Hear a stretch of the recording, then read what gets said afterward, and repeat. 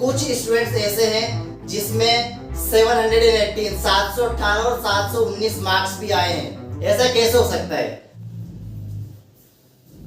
Hello guys, आज मैं आप सभी को मस्त झकास और बिंदास बोलने बिल्कुल नहीं आया हूं, क्योंकि यहाँ पर एक बड़ा स्कैम हो गया है। एनटीए की तरफ से एक बिग स्कैम हुआ है, तो इसको समझने की बहुत ज्यादा जरूरत है। अब स्कैम क्या हुआ है, देखो ध्यान से समझना। हरियाणा का एक सेंटर है जिसके अंदर काफी सारे स्टूडेंट्स की रैंक 1 आई है। ऐसा कैसे हो सकता है? अब यहाँ पे सीरीज को देखना, 2307010, 2307010, 2307010, इन सभी स्टूडेंट्स की जो सीक्वेंस है वो सेम है। यहाँ पे डिफरेंस कितना आएगा? 100, 50, 23, सिर्फ इतना डिफरेंस आएगा। यानी कि ये सभी स्टूडेंट्स एक ही सेंटर में एग्जाम दे रहे थे और इनकी रैंक आई है 1। ऐसा कैसे हो सकता है? एक बड़ा सवाल पैदा होता है जो एनटीए से पूछना जरूरी है। इसके अलावा हरियाणा ही नहीं, इसके अलावा और भी सेंटर्स हैं जैसे Karnataka and UP, other centres जिसके अंदर काफी सारे स्टूडेंट्स जो एक ही सेंटर में बैठकर एग्जाम दे रहे थे, उनकी रैंक 1 आई है। जैसे यहाँ पर कर्नाटका में देखो, यहाँ पे भी स्टूडेंट्स की रैंक 1 आई है, 271215, 271215। यानी कि ये भी एक सेंटर से बिलोंग करते हैं, एक सेंटर में बैठकर इन्होंने एग्जाम दिया है। तो एक बड़ा सवाल पैदा करता है जो हमें एनटीए से पूछना जरूरी है। नहीं तो नेक्स्ट टाइम यानी कि नेक्स्ट ईयर और भी चीजें सामने आ सकती हैं, ये चीजें बड़ी हो सकती हैं, इस तरह के स्कैम्स और भी बढ़ सकते हैं। नेक्स्ट, अब देखो कुछ स्टूडेंट्स ऐसे हैं जिसमें 718 718 और 719 मार्क्स भी आए हैं। ऐसा कैसे हो सकता है? आप सभी सोच सकते हैं और आप सभी को पता है कितने मार्क्स आ सकते हैं। अगर एक क्वेश्चन छोड़ा होगा तो कितने आएंगे? 716। अगर एक क्वेश्चन गलत हुआ होगा तो कितना आएंगे? 715। 718 19 नहीं आ सकते। अब जब इसके ऊपर पॉइंट आउट किया गया तो एनटीए का रिप्लाई आता है कि हमने टाइम, लॉस ऑफ टाइम की वजह से हमने ग्रेस मार्क्स दिए हैं। अब लॉस ऑफ टाइम कैसे पता लगा? किस स्टूडेंट्स को कितना टाइम लॉस हुआ, यानी कितना लेट उसे पेपर मिला, ये एनटीए को कैसे पता? अब काफी सारे सवाल यहाँ पर पैदा होते हैं, तो एनटीए को इसका जवाब देना चाहिए। और मैं चाहता हूँ और आप सब भी चाहते होंगे कि नीट दोबारा होना चाहिए और यही जरूरी है। नेक्स्ट देखो, AIR1 कितनी आई है? 67 स्टूडेंट्स की AIR1 आई है। रैंक 1 कितने स्टूडेंट्स की आई है? 67। ऐसा कैसे हो सकता है? देखो लास्ट ईयर, पिछले काफी सालों में स्टूडेंट्स की रैंक 1 2 3 4 5 6, चलो मान सकते हैं 10-15 स्टूडेंट्स की आ सकती है। अब 67, ऐसा कैसे जादू हुआ कि 67 स्टूडेंट्स की AIR1 आ गई? ऐसा कैसे हो सकता है? ये एक बड़ा सवाल पैदा करता है।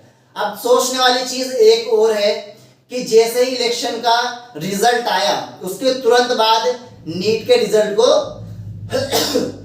आउट कर दिया। डेट कौन सी दी थी? मिड में आने वाला था इसका रिजल्ट, 15, 14, 16 मिड में आने वाला था रिजल्ट। अब रिजल्ट एकदम से इलेक्शन के बाद तुरंत रिजल्ट को यहां पर पब्लिश कर दिया जाता है कि रिजल्ट आउट हो चुका है। ऐसा कैसे हो सकता है? ठीक है, तो ये समझने वाली चीजें हैं। हो सकता है कि एनटीए ने अपनी गलती को छुपाने के लिए ये सारी की सारी चीजें सामने रखी कि इस तरह से हम रिजल्ट को आउट कर सकते हैं कि मोस्ट ऑफ द पीपल्स हैं वो सारे के सारे इलेक्शन में बिजी होंगे, इलेक्शन के रिजल्ट को देखने में बिजी होंगे।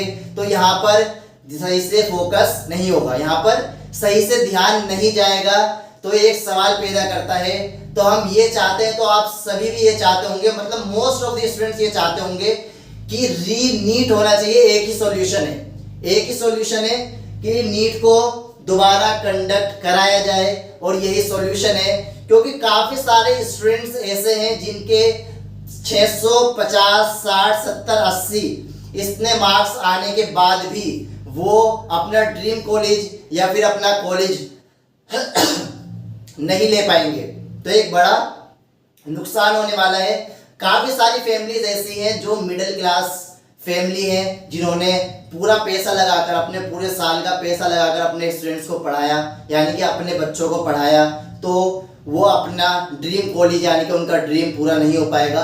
काफ़ी सारे स्टूडेंट्स डिप्रेशन में भी आ जाते हैं, काफ़ी सारे स्टूडेंट्स और भी चीज़ें अदर ऑप्शंस को सिलेक्ट नहीं कर पाते और इसी जाल में फंस कर रह जाते हैं। तो एक सोचने वाली चीज़ है, हम सभी को इसके बारे में सोचना चाहिए और आवाज़ उठानी चाहिए। देखो मेरा चैनल इतना बड़ा तो नहीं है, लेकिन एक आवाज़ में उठा सकता हूँ, आप सबके साथ मिलकर एक आवाज़ में उठा सकता हूँ कि आप सभी साथ दें और इस वीडियो को शेयर करना चाहते हैं तो शेयर करें, नहीं करना चाहते तो ना करें, लेकिन इसके ऊपर वीडियो ज़रूर बनाएं ताकि ये सवाल वहां तक पहुंचे जहां तक पहुंचना चाहिए, एनटीए तक पहुंचे और इसके ऊपर कार्रवाई यानी कि इसका रीजन क्या है, इसका रीजन क्या है कि इतने मार्क्स जो AIR 1 आई है वो कैसे आ सकती है, ऐसा कैसे होगा।